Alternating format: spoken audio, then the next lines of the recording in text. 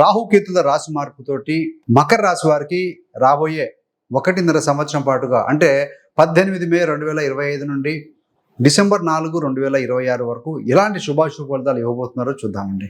రాహుకేతువులు మీనరాశిని వదిలి రాహు కుంభరాశికి 18 సంవత్సరాల తర్వాత స్థితి పొందబోతున్నారు.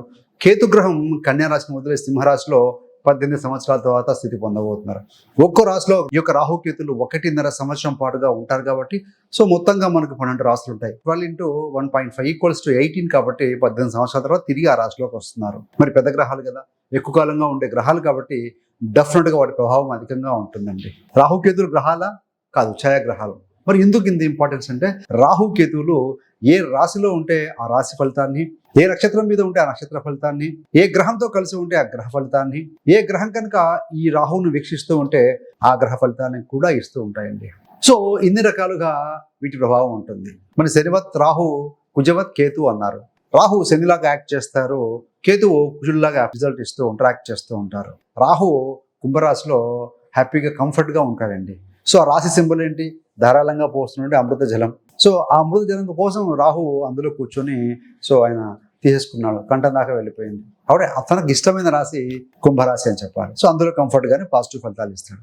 మరి మకరానికి ద్వితీయంలో రాహు వస్తున్నాడు కదా, మరి గురుగ్రహం తృతీయ వ్యాధిపతి గురుడు కూడా 6వ స్థానంలో ఉండి రాహుని చూస్తున్నారు. కాబట్టి ముఖ్యంగా ఏం జరుగుతుంది అంటే రాహు నెగిటివ్ ఇంపాక్ట్ ఇస్తాడు జనరల్గా, కానీ ఇక్కడ ఫ్రెండ్లీ సైన్ కాబట్టి శుభ ఫలితాలు ఇస్తాడు.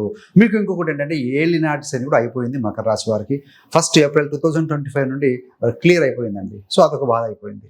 వ్యయాధిపతి గురుడు 6వ స్థానంలో ఉండి గురుదృష్టితో రాహుని చూస్తూ ఉన్నాడు కాబట్టి రాహు యొక్క చెడు ఇంపాక్ట్ని తగ్గించి పాజిటివ్ ఫలితాలు అధికంగా ఇస్తారు అని చెప్పవచ్చు. మరి 2లో రాహు ఉన్నారు కాబట్టి టెక్నికల్గా మాట్లాడడం, లాజికల్గా మాట్లాడడం అధికంగా ఉంటుందండి. మీ యొక్క రాశాధిపతి శని 3వ స్థానంలో ఉన్నారు. మంచి కమ్యూనికేషన్ కలిగి ఉంటారు. అదేవిధంగా 3వ స్థానం అంటే ఉపచయ స్థానం కాబట్టి ఈ యొక్క శని కానీ రాహు కానీ ఉంటే మంచి ఫలితాలు ఇస్తారు. ముఖ్యంగా మీ యొక్క వృత్తిలో చిన్న చిన్న మార్పులు ఉంటాయి, కష్టించి పనిచేస్తారు. రాహు యొక్క దృష్టి కూడా 10వ స్థానం మీద పడుతుంది, గురుడు యొక్క దృష్టి కూడా 10వ స్థానం మీద పడుతూ ఉంటుంది. కాబట్టి వృత్తిలో టెక్నాలజికల్ థింగ్స్ అనేవి వాడుకొని తొందరగా తక్కువ టైంలో ఎక్కువ రిజల్ట్ తీసుకొచ్చే విధంగా మీ యొక్క ప్రయత్నాలు ఉంటాయండి. సో ఉద్యోగం లేని వారికి కూడా ఉద్యోగం కొలువు దొరుకుతుంది.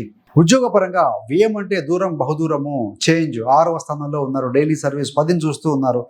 సో కొంతమంది ఏదైనా మార్పు చేర్పు చేద్దాం అనుకున్న వారికి కూడా this is the best time అని చెప్పాలండి. విదేశీయానం కూడా ఉంటుంది, ప్రయాణాలు కూడా చేస్తారు. తృతీయంలో శని ఉండి 12 చూస్తున్నారు 10వ దృష్టి చేత. 3, 12 సంబంధం అగైన్ ఫారిన్ కాబట్టి బహుదూరానికి వెళ్ళి ఉద్యోగాలు చేసే అవకాశం కూడా బలంగా ఉంటుందండి. కేతు వచ్చి మీకు మకరం వారికి 8వ స్థానంలో ఉంది. 8వ అంటే రీసెర్చ్, సడన్ గా జరిగే విషయాలు కూడా